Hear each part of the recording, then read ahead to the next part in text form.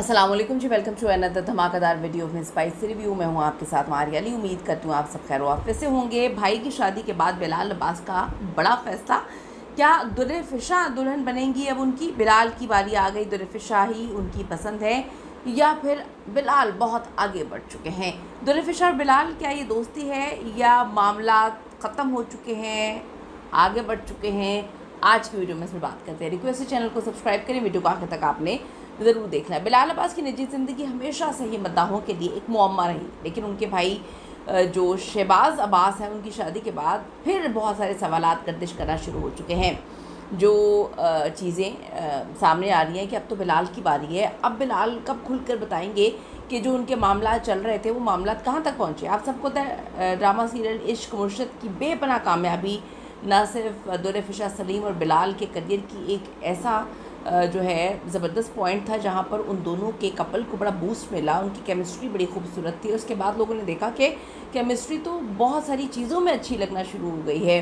उनके शूट्स हो रहे हैं, आना जाना, गैदरिंग, खाना पीना, दोस्ती, ये गेट टुगेदर्स, बड़ा कुछ हमने देखा। और फिर ऑफ स्क्रीन भी उनके ताल्लुकात की खबरें किसी आम बंदे ने नहीं बल्कि बहुत बड़े बड़े जो शोबज़ के मंजे हुए रिपोर्टर्स हैं उन्होंने दी। मद्दाहों का मानना है कि उनके दरमियान दोस्ती से बहुत आगे की चीज़ें हो चुकी थीं। दोनों अदाकारों ने अब तक अपने ताल्लुक़ पर मुकम्मल खामोशी रखी हुई है। ना तो उन्होंने खबरों की तरदीद की और ना ही कभी इसकी तस्दीक की। मद्दाह अक्सर दोनों की तस्वीर में एक जैसी लोकेशंस भी देखते रहे, एक दूसरे की पोस्ट पर लाइक भी मिलते रहे, उसके सबूत भी मद्दाहों को मिलते रहे। बहुत ज़्यादा दोनों एक्टिव थे और नज़र आ रहा था कि दोनों की गुर्बतें बहुत आगे तक बढ़ चुकी हैं।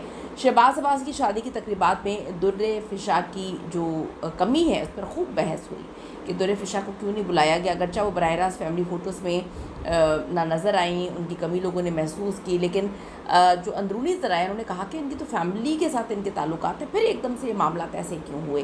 थोड़ा सा मैं आपको ये बताती चलूँ कि इस शादी से पहले एक अवार्ड फंक्शन होता है। उसमें हमने देखा कि बिलाल अब्बास सज्जल के साथ बैठे हुए। दोस्ती तो इसे कहते हैं कि सज्जल और जो बिलाल अब्बास की दोस्ती है, दुल्हन-ए-फिशा और बिलाल में हमने इस तरह की दोस्ती नहीं देखी। तो दोस्ती से बहुत आगे की चीज़ें थी। उसके बाद जब अवार्ड रिसीव किया, दुल्हन-ए-फिशा ने अवार्ड रिसीव किया, तो उन्होंने काफ़ी कुछ इनके सामने बोलने की कोशिश की, लेकिन वो बोल नहीं पाई। तो उनकी लाइन को कंप्लीट बिलाल अब्बास ने किया। फिर हमने देखा कि बिलाल ने शुक्रिया अदा किया और जो पॉज़ आया था, वो पॉज़ नादिया ख़ान ने अपने प्रोग्राम में डिस्कस किया कि पॉज़ तो बहुत कुछ कहा गया है। जिस तरह से दोनों कम्युनिकेट कर रहे थे, जिस तरह से लग रहा था कि बड़ी गलतफ़हमियाँ इनके दरमियान है, यह चीज़ें शायद आगे चल के सेटल हो जाएँ। मौजूदा सूरत हाल के मुताबिक ये मामला भी अंडरग्राउंड ही रखा हुआ है सारी चीज़ों का। बिलाल अब्बास अपनी निजी ज़िंदगी को काम से हमेशा अलग रखने की कोशिश करते हैं। वो चाहते हैं कि लोग उन्हें उनकी अदाकारी से पहचानें, ना ही स्कैंडल्स की वजह से। यही दुल्हन-ए-फिशा का भी मानना है। कहा जा रहा है दोनों ख़ानदान एक दूसरे से वाकिफ़ तो हैं, लेकिन अभी तक कोई मामला कहाँ तक पहुँचे हैं ये किसी को नहीं पता। किसी ने तो ये भी खबर चला दी है कि बीच में कोई आ चुका था।